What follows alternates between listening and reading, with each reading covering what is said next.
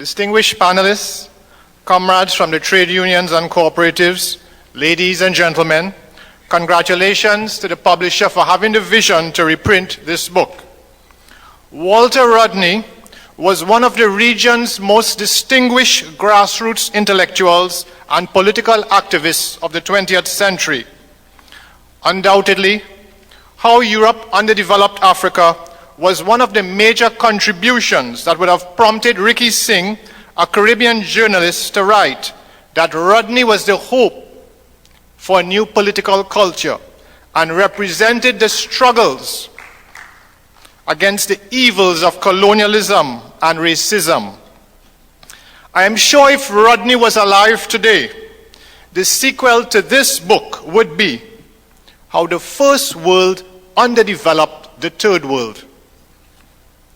The underdevelopment of Africa is only one side of a tragedy.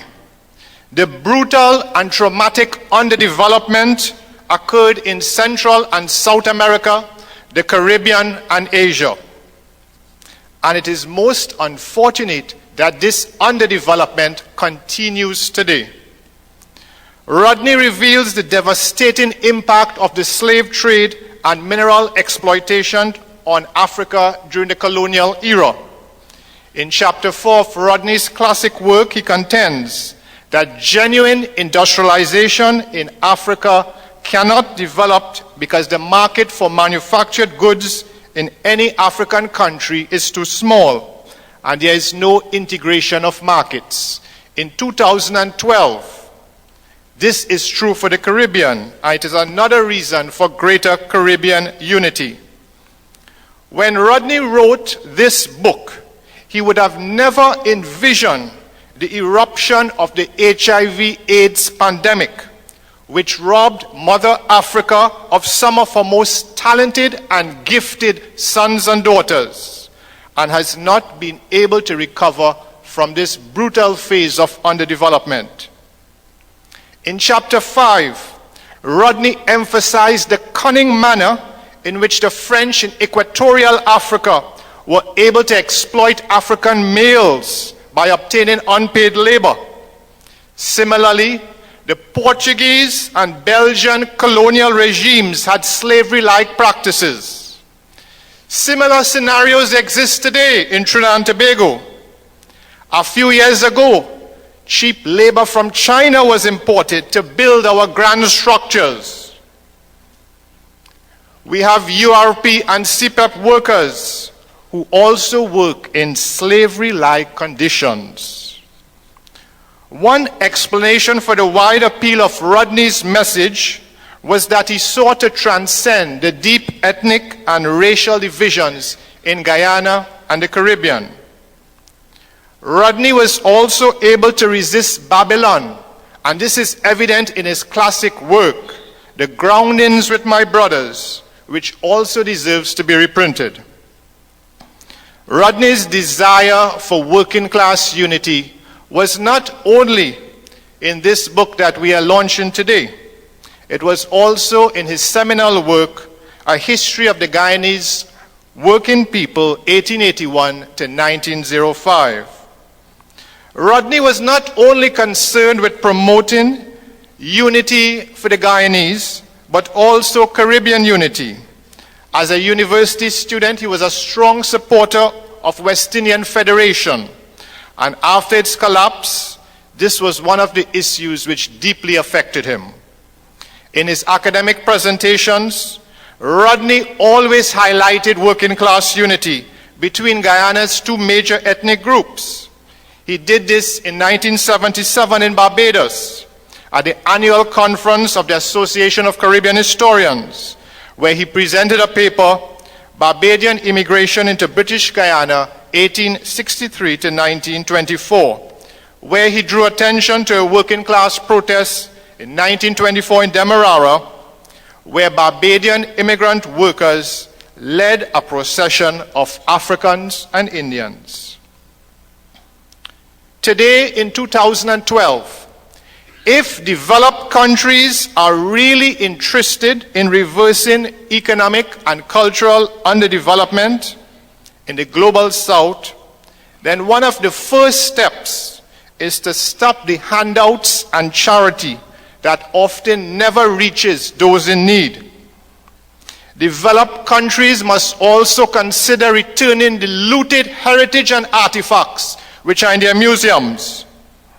I also want to warn you all about a different type of underdevelopment, a cultural underdevelopment as a result of the influx of foreign films and music, especially from the United States. Are we fully aware of the damaging effect on this generation? In 1936, George Padmore, a Trinidadian and Pan-Africanist, said, and I quote, "The black man certainly has to pay dear for carrying the white man's burden," end of quote. We have to ask ourselves in 2012, who is to blame for our underdevelopment? Are we continuing to blame Europe? Should we continue blaming whites? Fellow West Indians and others in developing countries are constantly tricked by charismatic politicians who spout religious and racist rhetoric and empty slogans. These politicians are false messiahs who seek to divide us. They make a mockery of democracy and independence. They have kept us in a state of underdevelopment and dependency. And those in the corridors of political power share only the crumbs with their political supporters. Here in Trinidad and Tobago, we are constantly fooled by cabinet reshuffles, fancy names for crime programs, whilst the murder rate continues to climb and thousands are below the poverty line. If we in the Caribbean and other developing countries are seriously interested in promoting unity and Rodney's vision for working class unity, then we must create a suitable socio-economic and political environment. In the Caribbean, appointments to public companies and educational institutions and the awarding of contracts must be based on merit, qualifications, and experience.